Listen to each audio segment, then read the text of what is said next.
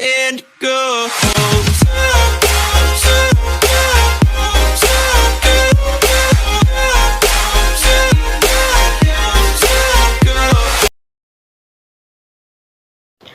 Assalamualaikum warahmatullahi wabarakatuh.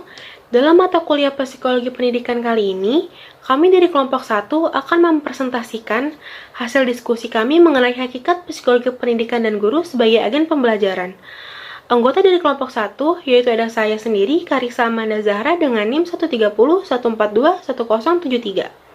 Yang kedua, Sabrina Kurota Ayun dengan NIM 130 142 1091. Yang ketiga, Mariana dengan NIM 140 142 0101. Dan yang terakhir, Muhammad Syahrul Arifki dengan NIM 530 142 1063. Materi pertama akan disampaikan oleh saya mengenai apa itu psikologi pendidikan. Dimulai dari kata psikologi. Psikologi adalah ilmu yang mempelajari tingkah laku organisme yang hidup, terutama tingkah laku manusia. Psikologi berasal dari bahasa Yunani, psyche yang artinya jiwa dan logos yang artinya ilmu pengetahuan. Wilhelm Wundt dalam Saleh 2018 mengatakan bahwa psikologi merupakan ilmu pengetahuan yang mempelajari pengalaman-pengalaman yang timbul dalam diri manusia, seperti perasaan, panca indera, pikiran, dan kehendak. Dari beberapa pendapat para ahli dapat disimpulkan psikologi adalah ilmu terapan yang mempelajari perilaku manusia, hubungan-hubungan antar manusia, dan fungsi mental ilmiah. Lalu beralih ke pendidikan. Pendidikan merupakan salah satu hal terpenting dalam kehidupan seseorang.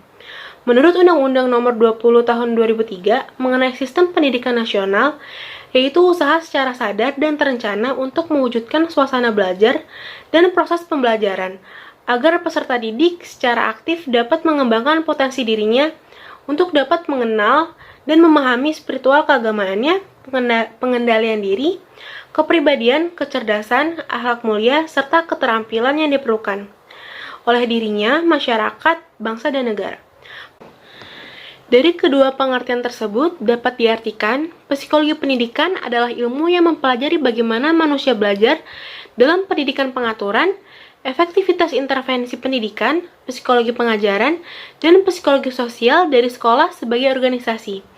Psikologi pendidikan menerapkan teori-teori perkembangan manusia yang mencakup perkembangan kognitif, perkembangan psikososial, perkembangan fisik dan motorik, serta perkembangan bahasa dan komunikasi. Psikologi pendidikan merupakan sumbangsih dari ilmu pengetahuan psikologi terhadap dunia pendidikan dalam kegiatan pendidikan pembelajaran, pengembangan kurikulum, proses belajar mengajar, sistem evaluasi, dan layanan konseling, serta beberapa kegiatan lainnya dalam pendidikan terhadap peserta didik dan pendidik.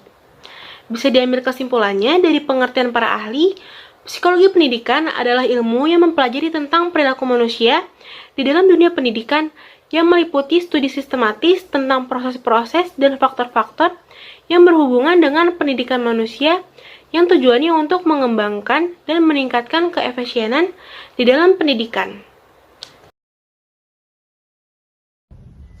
Selanjutnya, peranan psikologi pendidikan dalam pembelajaran.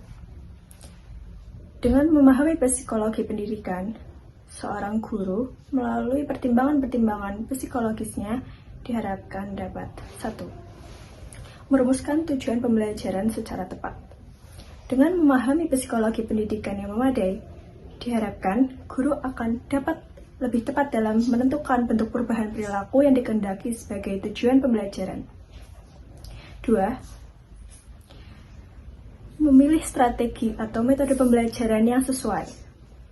Dengan memahami psikologi pendidikan yang memadai, diharapkan guru dapat menentukan strategi atau metode pembelajaran yang tepat dan sesuai dengan mampu mengaitkannya karakteristik dan keunikan individu, jenis belajar dan gaya belajar, dan tingkat perkembangan yang sedang dialami siswanya. 3. Kewajiban dan peran guru untuk memberikan bimbingan atau nasihat. Tentu saja pemahaman psikologi pendidikan harus memungkinkan guru untuk memberikan dukungan psikologis yang tepat dan benar melalui proses interpersonal yang hangat dan akrab. 4. Mendorong dan memotivasi siswa untuk belajar. Dorongan berarti berusaha memaksimalkan potensi siswa seperti bakat, kecerdasan maupun minat. Motivasi di sisi lain dapat diartikan sebagai upaya untuk mendorong siswa untuk menghimbau perilaku tertentu, terutama perilaku belajar. Tanpa pemahaman yang tepat tentang psikologi pendidikan, guru mungkin merasa sulit untuk mengidentifikasi diri mereka sebagai fasilitator atau motivator pembelajaran siswa. Yang kelima, membangun lingkungan belajar yang bermanfaat. Pembelajaran yang efektif membutuhkan lingkungan belajar yang membantu.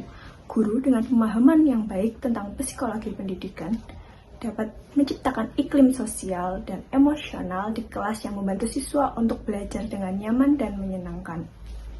Yang keenam, interaksi yang tepat dengan siswa. Guru memahami psikologi pendidikan sehingga dapat berinteraksi dengan siswa dengan cara yang lebih cerdas, lebih berempati, dan lebih menyenangkan di hadapan mereka. Yang ketujuh, penilaian hasil belajar yang adil. Pemahaman guru tentang psikologi pendidikan membantu guru mengembangkan penilaian yang lebih adil terhadap pembelajaran siswa, baik dalam evaluasi mata pelajaran maupun pencapaian prinsip-prinsip evaluasi dan penentuan hasil evaluasi. Baik, selanjutnya kita akan membahas mengenai guru sebagai agen pembelajaran dengan mengetahui pengertian dari guru itu sendiri. Nah, yang pertama dalam Undang-Undang Republik Indonesia Nomor 20 Tahun 2003 tentang Sistem Pendidikan Nasional menegaskan bahwa guru merupakan tenaga profesional yang bertugas merencanakan dan melaksanakan proses pembelajaran, menilai hasil pembelajaran, melakukan pembimbingan, pelatihan, serta melakukan penelitian dan pengabdian kepada masyarakat, terutama bagi pendidik pada perguruan tinggi. Nah, guru sendiri merupakan tokoh yang akan ditiru dan diteladani dalam melaksanakan tugasnya sebagai pendidik.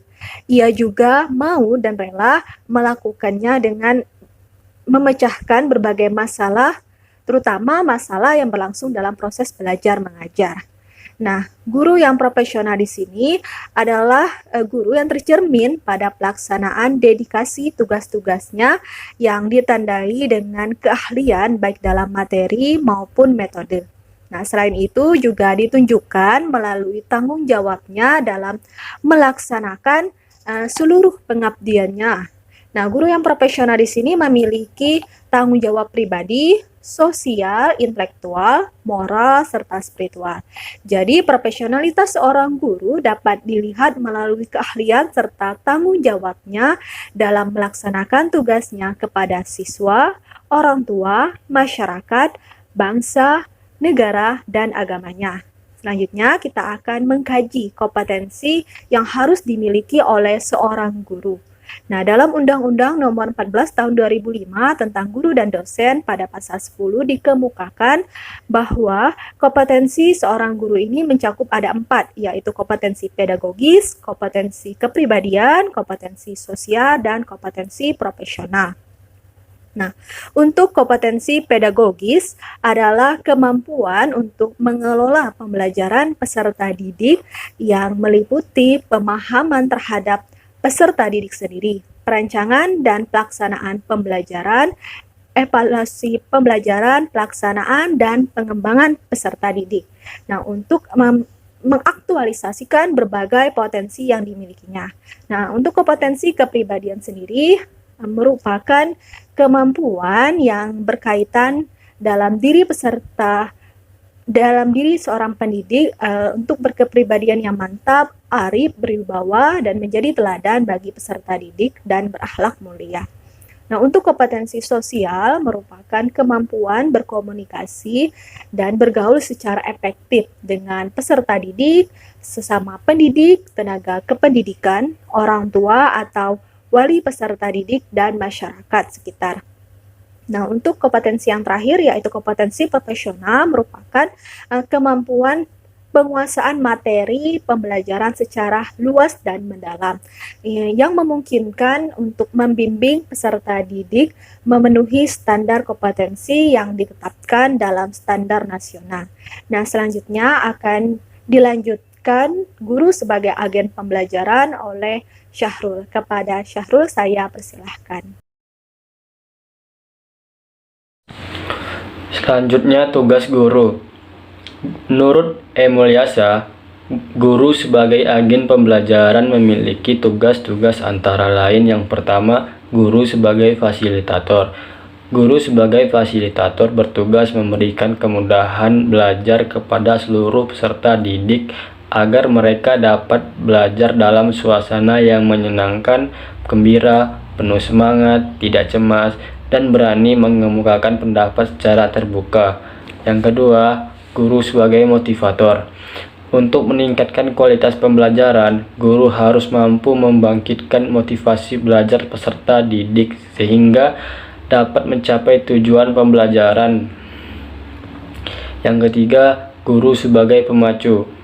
Sebagai pemacu belajar, guru harus mampu melipat gandakan potensi peserta didik dan mengembangkannya sesuai dengan aspirasi dan cita-cita mereka di masa yang akan datang. Yang keempat, guru sebagai pemberi inspirasi. Sebagai pemberi inspirasi belajar, guru harus mampu mempertahankan diri dan memberikan aspirasi bagi peserta didik, sehingga kegiatan belajar dan pembelajaran dapat membangkitkan berbagai pikiran, gagasan, dan ide-ide baru. Sedangkan secara khusus, tugas pendidik di lembaga pendidikan adalah yang pertama, mempersiapkan bahan, metode, dan fasilitas pengajaran serta mental untuk mengajar. Yang kedua, pelaksanaan, pemimpin dalam pembelajaran. Yang ketiga, penilaian, mengumpulkan data, mengaplikasi, menganalisa, dan menilai keberhasilan proses belajar mengajar. Yang keempat, refleksi, melakukan introspeksi diri, membangun kesadaran untuk mawas diri, menilai diri sendiri untuk menjadi lebih baik. Jadi, tugas guru selain sebagai pengajar dan pembina, guru juga bertugas sebagai fasilitator, guru sebagai motivator, guru sebagai pemacu, dan guru sebagai inspirasi. Sedangkan tugas pendidik secara khusus di lembaga pendidikan adalah sebagai perencana, pelaksana, penilai, dan refleksi. Demikian presentasi dari kelompok 1. Terima kasih atas perhatiannya. Saya akhiri. Wassalamualaikum warahmatullahi wabarakatuh.